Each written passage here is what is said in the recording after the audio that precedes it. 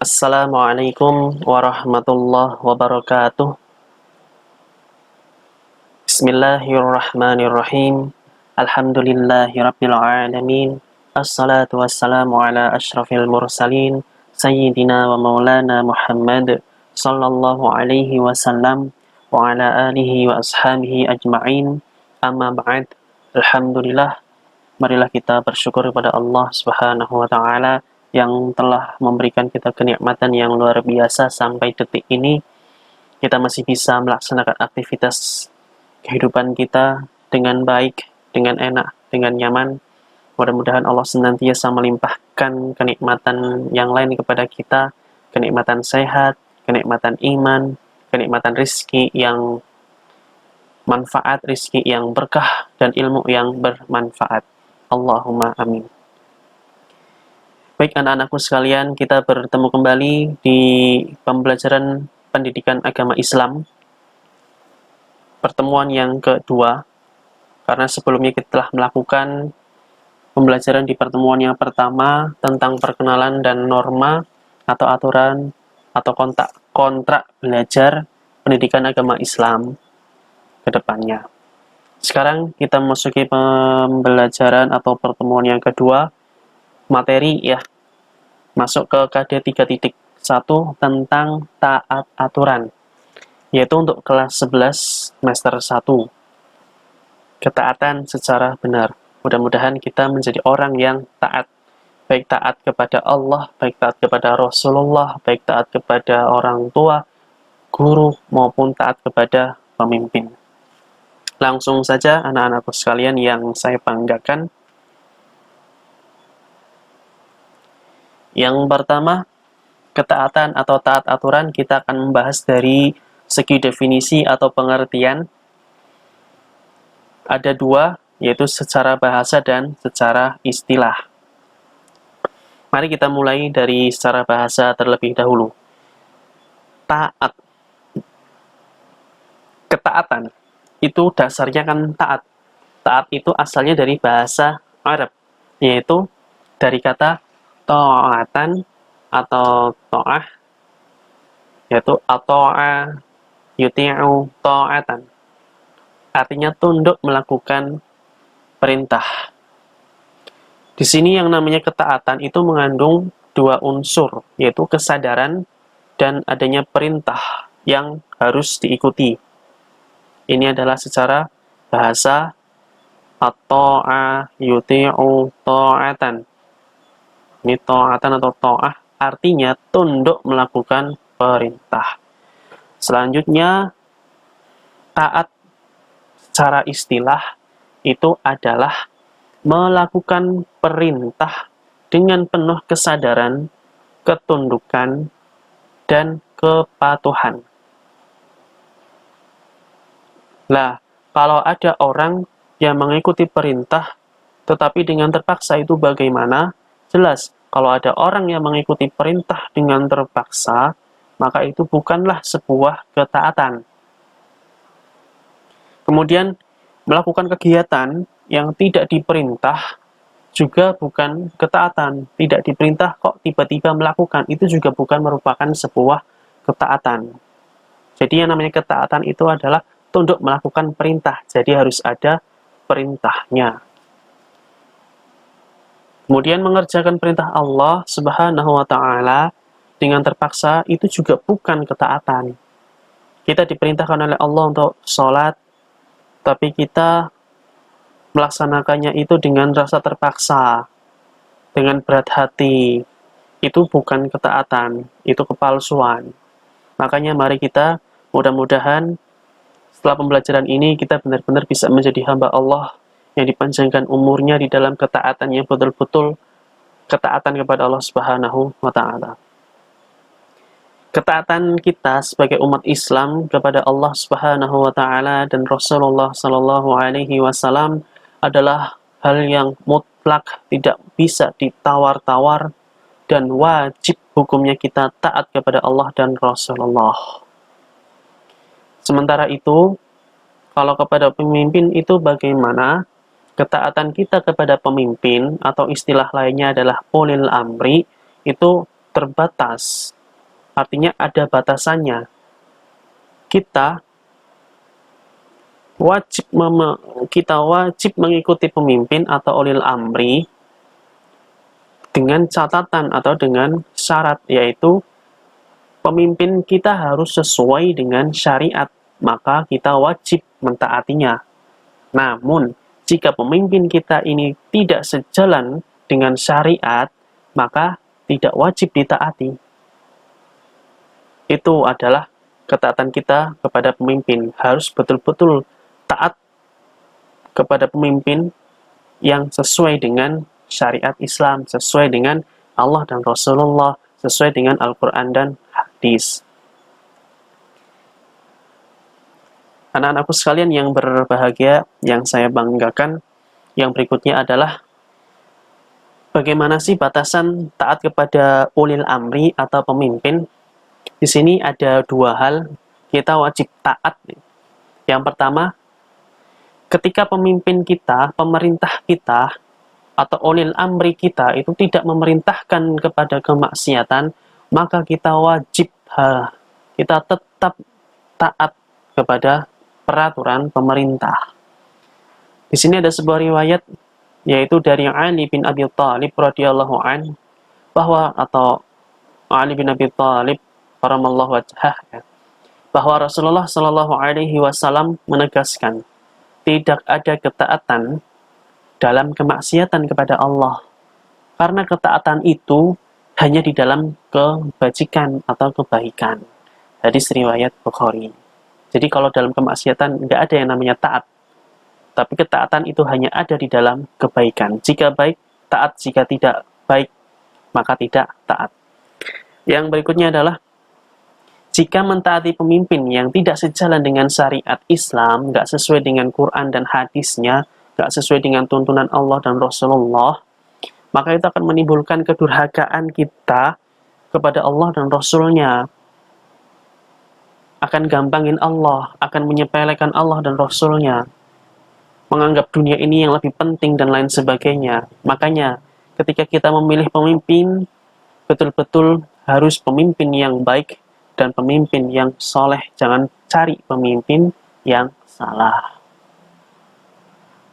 Selanjutnya adalah, jika tidak bertentangan, artinya adalah sejalan dengan syariat, maka kita sebagai rakyat, sebagai warga, sebagai umat, wajib mentaatinya, meski kebijakan itu tidak sesuai dengan kita.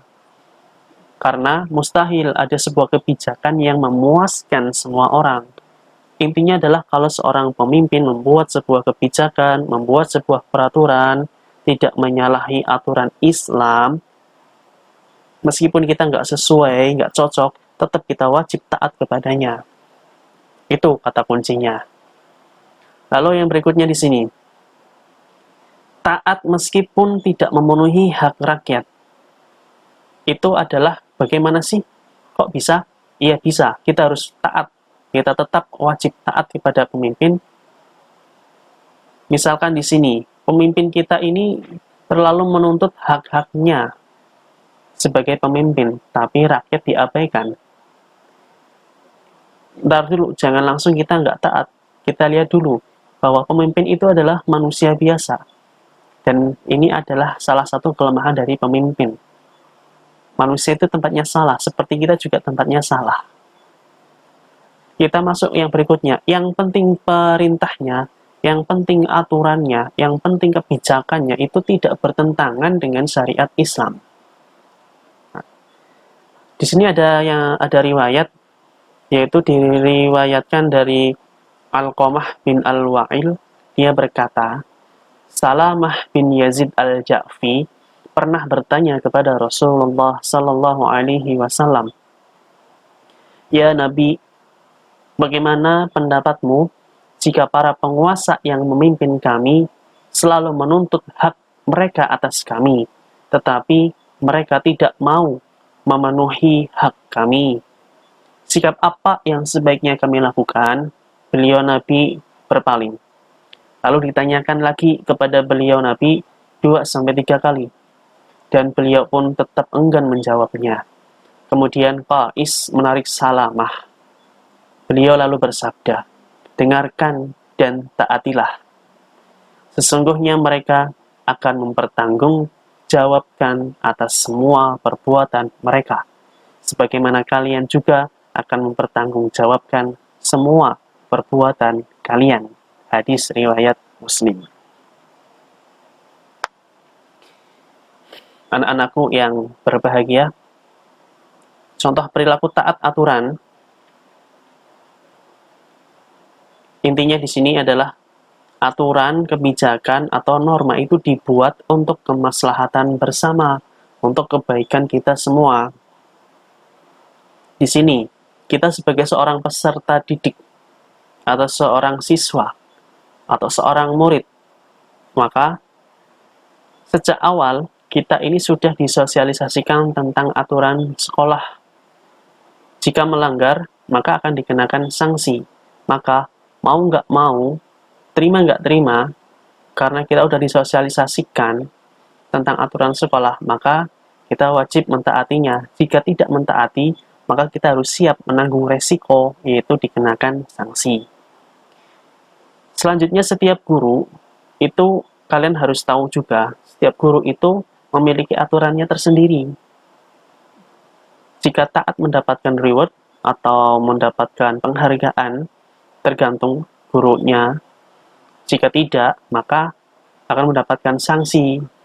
Sanksi itu beragam, bisa teguran, atau yang lainnya, atau nilai bahkan.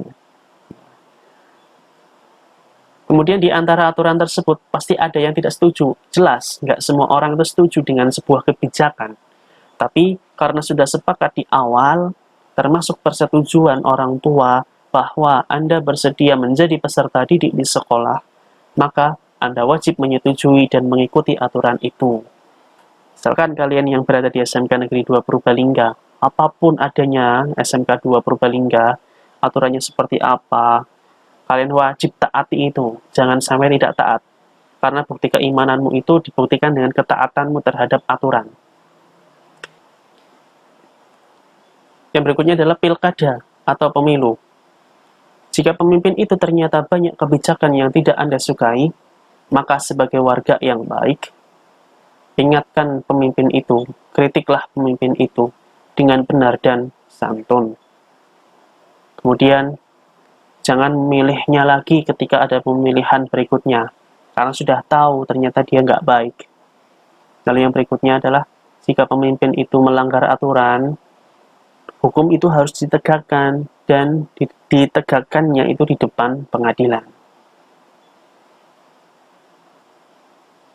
Rambu-rambu lalu lintas, lampu merah, hijau, kuning. Ketika kembali kepada aturan yang berlalu lintas ya, kembali kepada aturan berlalu lintas yang benar agar tidak menimbulkan mudarat yang besar. Artinya adalah ketika merah berhenti, ketika hijau jalan, ketika kuning hati-hati. Kemudian ketika ada zebra cross, ada orang lagi jalan, kita ya berhenti ngalah, dan lain sebagainya. Taatilah aturan, apapun bentuk aturannya, insya Allah itu baik untuk kita semuanya. Baik anak-anakku sekalian, ini adalah dalil Quran atau kajian Quran surat An-Nisa ayat 59 tentang taat aturan. Kita akan bacanya bersama-sama, tapi sebelum kita baca bersama-sama, dengarkan dulu, simak dulu, saya yang membacanya terlebih dahulu, kemudian baru kita baca bersama-sama. Kita mulai dari bacaan basmalah. Bismillahirrahmanirrahim. Ya ayyuhalladzina amanu ati'ullaha wa ati'ur rasul. Ati'ullaha wa ati'ur rasul wa ulil amri minkum.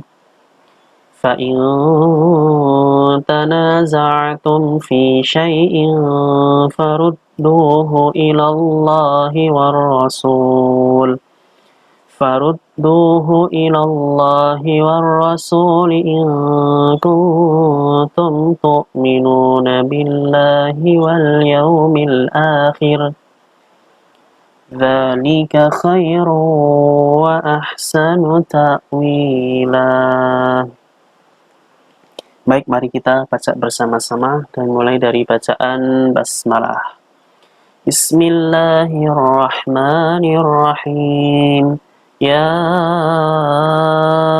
ayyuhalladzina amanu ati'ullah أطيعوا الله وأطيعوا الرسول وأولي الأمر منكم فإن تنازعتم في شيء فردوه إلى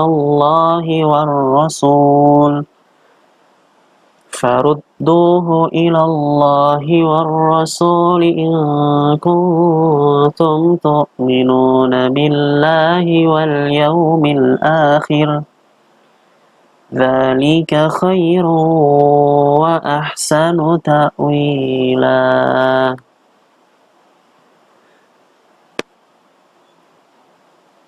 Sadaqallahul azim. Setelah kita membaca, kita masuk ke kajian ilmu tajwid atau hukum bacaan yang ada di dalam Quran surat An-Nisa ayat 59. Dari yang pertama di sini ya adalah bacaan mad jaiz munfasil. Bacaannya ini panjangnya boleh 2 harokat, boleh 4 harokat ataupun 5 harokat. Kenapa dinamakan mad jaiz munfasil? Ini karena ada mad tabi'i yaitu ya. Ini alifnya kan mad tabi'i bertemu dengan hamzah di satu.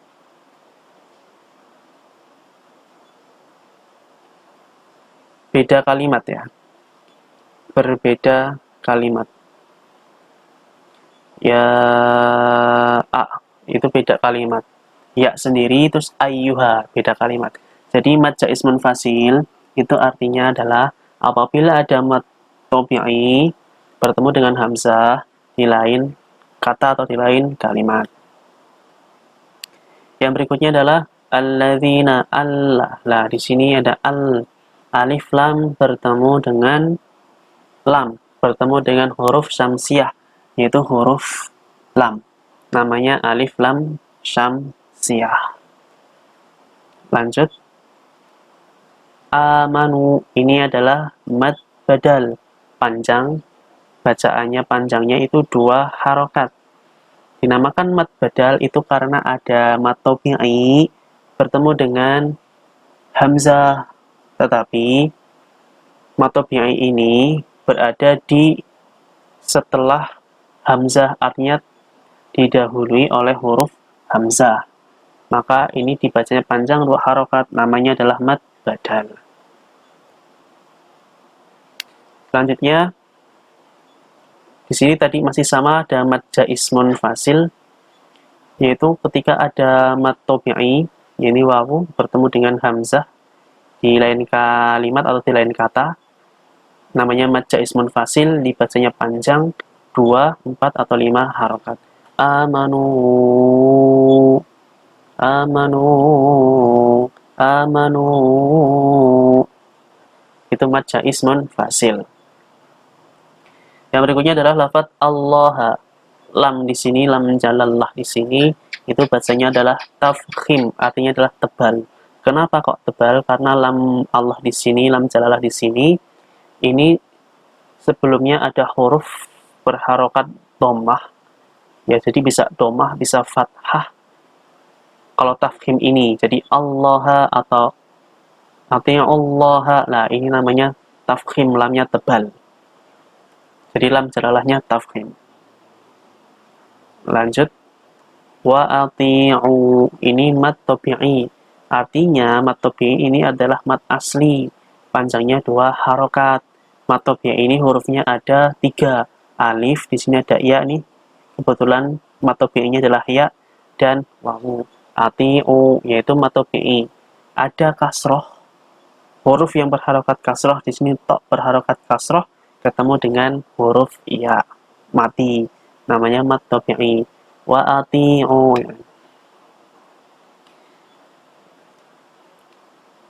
Lanjutannya adalah di sini ada alif lam bertemu dengan hamzah. Alif lam qamariyah namanya. Alif lam dan ini hamzah atau huruf qamar atau huruf qamariyah. Dibacanya adalah al-amri. Tidak ada tasdidnya. Tadi kalau syamsiah itu ada tandanya tasdidnya nih alif lamnya. Kalau qamariyah alif lam qamariyah tandanya alif lamnya ini nggak ada tasdid tapi sukun.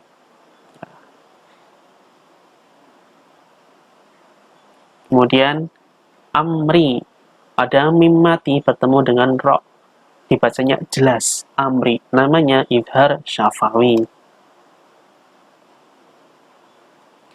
Minkum, ini dibacanya samar-samar, yaitu ikhfa, seakan-akan mau ke huruf ka. Minkum, bacaan ikhfa, samar-samar. Nun mati bertemu dengan salah satu huruf ikhfa, ada 15, di sini ada huruf kaf, masuk ke dalam huruf ikhfa. Yang berikutnya, tanaza'tum fi mim mati bertemu dengan fa, kayak tadi mim mati bertemu dengan ro. Artinya, ketika ada mim mati bertemu dengan salah satu huruf hijaiyah, maka dibacanya jelas, namanya idhar syafawi. Tanaza'tum fi. Lanjut, billahi. Nah, di sini tadi kalau di sini ada ati'ullaha, Allah, ini kan Allah tafkhim, tebal. Tapi kalau di sini billahi, tarqiq artinya tipis, billahi. Kenapa kok tipis? Lam jalalah Allah ini sebelumnya ada huruf yang berharokat kasroh, bi. Nah, ini kalau semua berharokat kasroh ketemu lam jalalah, namanya lam jalalah itu tarqiq bacanya, tipis, billahi. Dzalika khairu wa idgham bi gunah, artinya masuk dengan mendengung. Kenapa? Karena ada domah tain atau tanwin bertemu dengan huruf idgham bi gunah, yaitu wawu. Khairu wa ahsanu ta'wila. Di sini ada mad iwad, yaitu ada lam yang berharokat fathah tanwin. Tapi di sini adalah ada alif menunjukkan mad tabi'i yang diharokati fathah tanwin atau fathah tain. Mad iwadnya kenapa? Karena di sini ada lam, ada mad tabi'i yang berharokat fathah tanwin, dibaca waqaf, maka dinamakan mad iwad, dibaca panjang dua harokat. Dzalika khairu wa ahsanu ta'wila. Begitu untuk kajian ilmu tajwidnya. Selanjutnya mari kita artikan berkata dulu Quran surat An-Nisa ayat 59 ini. Bismillahirrahmanirrahim.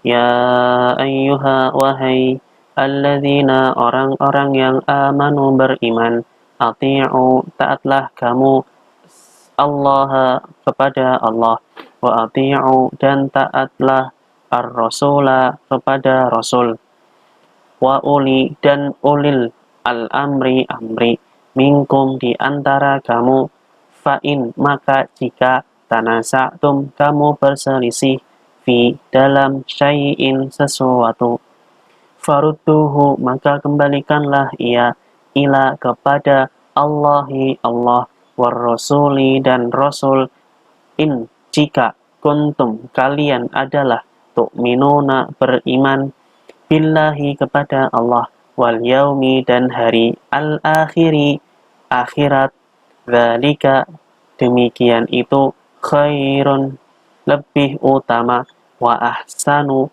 dan sebaik-baik ta'wilan akibatnya. Jika dirangkai menjadi terjemahan ayat, bunyinya adalah, wahai orang-orang yang beriman, taatilah Allah dan taatilah Rasul Muhammad dan ulil amri, yaitu pemegang kekuasaan di antara kamu. Kemudian, jika kamu berbeda pendapat tentang sesuatu, maka kembalikanlah kepada Allah, yaitu Al-Quran dan Rasul sunnahnya. Jika kamu beriman kepada Allah dan hari kemudian, yang demikian itu lebih utama bagimu dan lebih baik akibatnya. Asbabun nuzul Quran Surat An-Nisa ayat 59 adalah dalam kitab tafsir Ibnu Katsir itu dijelaskan bahwa sebab-sebab turunnya ayat ini, Quran Surat An-Nisa ayat 59, itu adalah berkenaan dengan peristiwa Abdullah bin Hudzafah bin Qais yang diutus oleh Rasulullah Shallallahu Alaihi Wasallam untuk memimpin pasukan perang.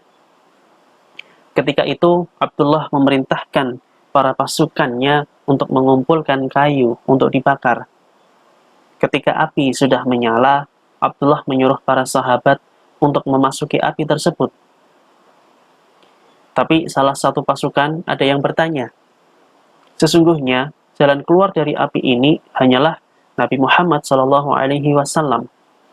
Oleh karena itu, jangan tergesa-gesa mengambil sebuah keputusan sebelum menemui beliau, yaitu Nabi Muhammad. Maka, jika Nabi Muhammad memerintahkan kepada kita untuk masuk ke dalam api ini, maka akan aku masuki api tersebut. Lalu pergilah para pasukan menghadap kepada Nabi Muhammad SAW. Kemudian menceritakan hal tersebut, maka Nabi Muhammad melarang memasuki api tersebut. Nabi Muhammad melarang memasuki api tersebut, serta menegaskan bahwa ketaatan hanyalah dalam kebaikan. Al-Imam Ibnu Hajar Al-Asqalani menjelaskan di dalam hadis bahwa apabila ada perbedaan di antara manusia, maka harus dikembalikan kepada Al-Quran dan hadis. Isi kandungan ayat Quran Surat An-Nisa ayat 59 di sini menceritakan di sini Quran Surat An-Nisa ayat 59 memerintahkan agar taat kepada Allah dan Rasul-Nya dan pemimpin di antara kita semuanya. Jadi taat dan patuh kepada Allah dengan meyakini, mengamalkan Al-Quran. Taat kepada Rasul-Nya dengan mentaati perintahnya, melakukan sunnah-sunnahnya. بالبينات والزبر فأنزلنا إليك الذكر لتبين للناس ما نزل إليهم ولعلهم يتفكرون. Keterangan-keterangan mukjizat dan kitab-kitab dan kami turunkan kepadamu Al-Quran agar kamu menerangkan pada umat manusia apa yang telah diturunkan kepada mereka dan supaya mereka memikirkan. An-Nahl ayat 44. Selanjutnya adalah taat kepada ulil amri yang sesuai dengan syariat Islam. Jika tidak sesuai, tidak usah taat kepada ulil amri. Jika ada perselisihan, dikembalikanlah kepada Al-Quran, hadis, dan ijtihad ulama.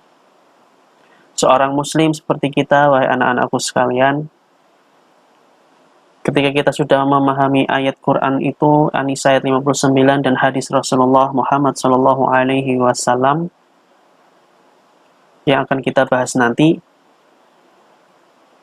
kita perlu melakukan di dalam kehidupan sehari-hari adalah berusaha mengkaji dalil-dalil tentang hakikat taat. Yakin bahwa setiap perintah ada manfaatnya dan setiap larangan ada madaratnya atau ada tidak baiknya. Berusaha melaksanakan perintah Allah sekuat tenaga yang kita mampu dulu. Berusaha meneladani akhlak Rasul Shallallahu Alaihi Wasallam sedikit demi sedikit. Patuh perintah pemerintah selama pemerintah tidak bertentangan dengan syariat. Hadis taat aturan dari Abu Hurairah radhiyallahu anhu dari Nabi Shallallahu Alaihi Wasallam bersabda, "Man ata'ani faqad ata'a Allah wa man ya'sini faqad 'asa Allah wa man yuti'il amir faqad ata'ani wa may ya'sil amir faqad asani, yang artinya adalah barang siapa yang mentaati aku, sungguh ia telah mentaati Allah. Maksudnya aku di sini Nabi Muhammad. Dan barang siapa yang durhaka kepadaku, durhaka kepada Nabi Muhammad, sungguh ia telah mendurhakai Allah. Barang siapa yang taat pada pemimpin, sungguh ia telah taat kepadaku. Dan barang siapa yang durhaka kepada pemimpin, sungguh ia telah durhaka kepadaku. Hadis riwayat Muslim. Man ata'ani, barang siapa yang taat kepadaku, faqad, sungguh, atau Allah, dia itu taat kepada Allah. Wa may ya'sini, dan barang siapa yang durhaka kepadaku, faqad, sungguh, asallah, dia itu durhaka kepada Allah. Wa may yuti'il amir, dan barang siapa yang taat kepada pemimpin, faqad, sungguh, atau ani, dia itu taat kepadaku. Wa may ya'sil amir, dan barang siapa yang durhaka kepada pemimpin, faqad, sungguh, asani, dia durhaka kepadaku. Hadis riwayat Muslim. Baik, anak-anakku sekalian, pertemuan kali ini sampai di sini dulu. Mudah-mudahan bisa kita ambil pelajaran hari ini, ambil hikmahnya, ambil ibrahnya yang baik-baik, ambillah. Dan jika ada kesalahan dari saya, maafkanlah. Wal afu minkum. Wassalamualaikum warahmatullahi wabarakatuh.